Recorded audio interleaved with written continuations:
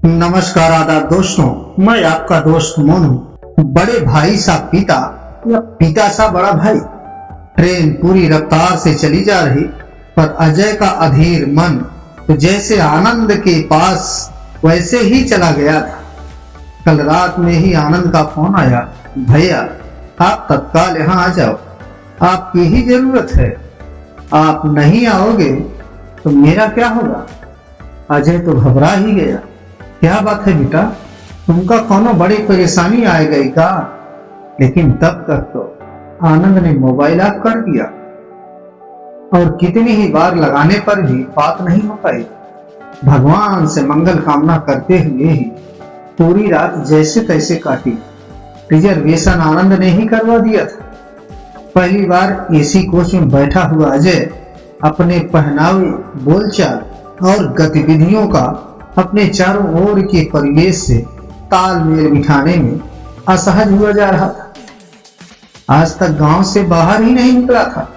वो तो आनंद जो उसका प्राण था और बाहर रहकर पढ़ाई कर रहा था। ये उसकी पढ़ाई का अंतिम साल है।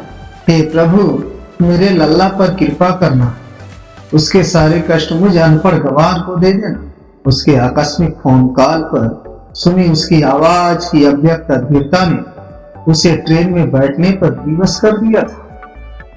कोई दुर्घटना या किसी गंभीर बीमारी की आशंका से बेचैन दिल एकदम से सुगध एहसास से भर गया। जब स्टेशन पर स्वस्थ प्रसन्न आनंद ने भैया आप आ गए कह गले से लगा लिया। सच में अब वो छोटा नन्हा आनंद नहीं था जिसे गोद में उठाए उठाए पूरा गांव ना पाता था। अब तो आनंद उसे ही लगभग अपनी गोद में उठाकर शानदार गाड़ी तक ले गया। दरवाजा खोला, आराम से बिठाया, फिर जूस का गिलास भर कर दिया। भैया आप जब तक इसे आराम से पियो तब तक हम घर पहुंच जाएंगे। आनंद उसे कुछ कहने पूछने का मौका ही नहीं दे रहा। घर पहुंचते ही आनंद ने उसके लिए बढ़िया खाने की व्यवस्था की और बढ़िया सा सूट निकाल कर रख दिया। भैया आप फटाफट नहा धोकर ये वाला सूट पहनकर तैयार हो जाओ जल्दी। जब तक अजय कुछ पूछता कहाँ जाना है, तूने क्यों इतना अर्जेंटली बुलाया है। आनंद मैं अभी आता हूँ कहकर गायब ही हो गया। अजय को कुछ समझ में नहीं आ रहा था, पर आनंद एकदम स्वस्थ प्रसन्न दिख रहा। उसके लिए यही सबसे बड़ी ईश्वरीय कृपा थी। थोड़ी ही देर में एक ड्राइवर उसे फिर से गाड़ी में बिठाकर एक आलीशान होटल में ले गया और बहुत सम्मान सहित एक भव्य सजे धजे हॉल में ले गया और एकदम सामने सोफे पर बिठा दिया। अजय इतने आधुनिक उच्च स्तर के माहौल में खुद को बहुत असहज महसूस कर रहा था और फिर आनंद भी कहीं दिखाई नहीं दे रहा था। तभी अचानक भव्य मंच दूधिया रोशनी से जगमगा गया और माइक से अजय का नाम पुकारा जाने लगा। माइक में कोई बहुत ही मधुर आवाज में आनंद के बारे में बता रहा था कि आज ये भव्य मंच इस शहर के नवनियुक्त कलेक्टर श्री आनंद जी को सम्मानित कर धन्य हो रहा है और इस हेतु हम आदरणीय श्री अजय जी को सादर मंच पर आमंत्रित करते हैं। मेरा लल्ला कलेक्टर साहिब बन गया। अजय के हृदय का उत्साह तो मानो रुक ही नहीं पा रहा था। लेकिन मुझे क्यों बुला रहे हैं।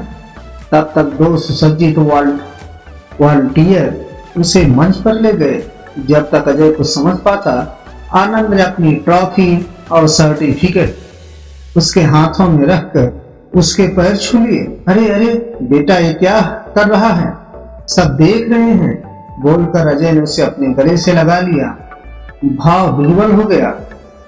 वो उसकी आंखों में बेतरह खुशी के आंसू थे। अजय ने कहा, देखने दो ना भैया, आज सबको देखने दो।